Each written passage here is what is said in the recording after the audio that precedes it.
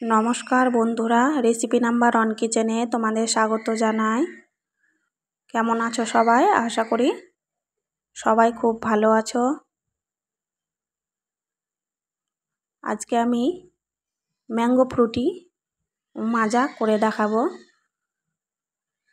তোমরা এবার দোকানে না কিনে বাড়িতেই সহজভাবে বানিয়ে নিতে পারবে ম্যাঙ্গো ফ্রুটি।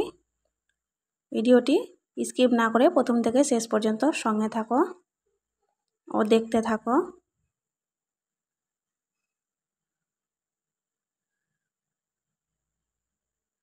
চলো তাহলে শুরু করা যাক। আমি এখানে ওজনে 1 কিলো দুটো আমি আম নিয়ে নিয়েছি, একদম বড় সাইজের পাকা আম। এবার আমি আমের খোসাগুলোকে ছাড়িয়ে নেব। আমগুলো আমি পরিষ্কার করে ধুয়ে নিয়েছি।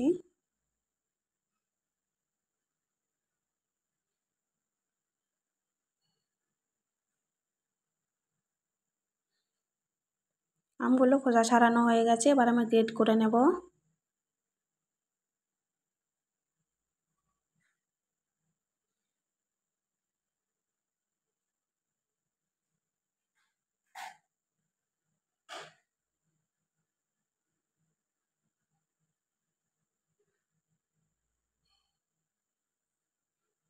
আমগুলো গ্রেট করা হয়ে গেছে, এবার আমি ছাকনা দিয়ে ছেঁকে নেব।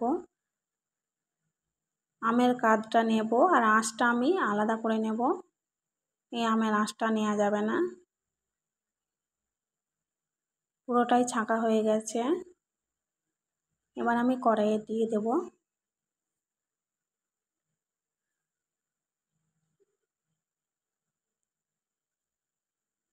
এটা যেহেতু পাকা আম এমনিতেই মিষ্টি, ওই জন্য চিনিটা পরিমাণ বুঝেই দিতে হবে।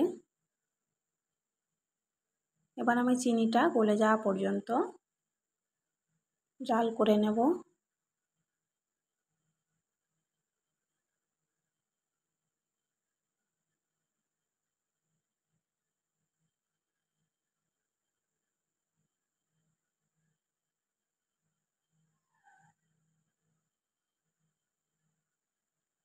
চিনিগুলো একদম গলে গেছে। এবার আমি গ্যাসটা অফ করে দেব।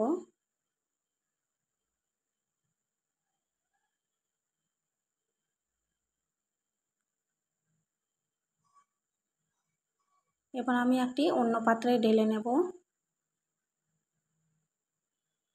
বা ঠান্ডা না হওয়া পর্যন্ত এভাবে নাড়তে থাকবো।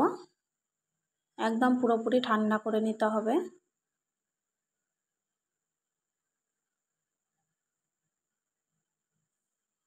এখনো আমি কোনো জল মেশাইনি। পুরোপুরি ঠান্ডা হয়ে গেছে, আমি বরফ দিয়ে দেব। তোমরা এখানে বরফের পরিবর্তে ফ্রিজের ঠান্ডা জলও দিতে পারো, কিন্তু আমি এটা ফ্রিজে আমি বরফ করে নিয়েছিলাম, ডিপ ফ্রিজে।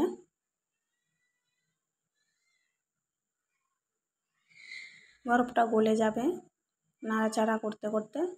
আর আমি ফ্রুটির বোতলগুলো নিয়েছি। এবার বরফগুলো গলতে শুরু করেছে। এবার আমি ফ্রুটিগুলো ঢেলে নেব। বোতলের মধ্যে সাবধানে ঢেলে নিতে হবে।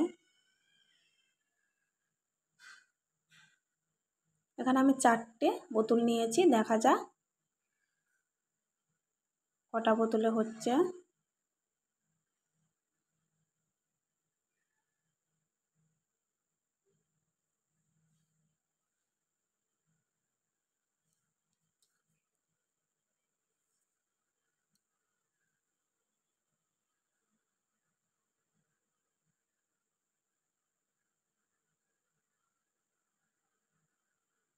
সবগুলো আমি নিয়ে নিয়েছি।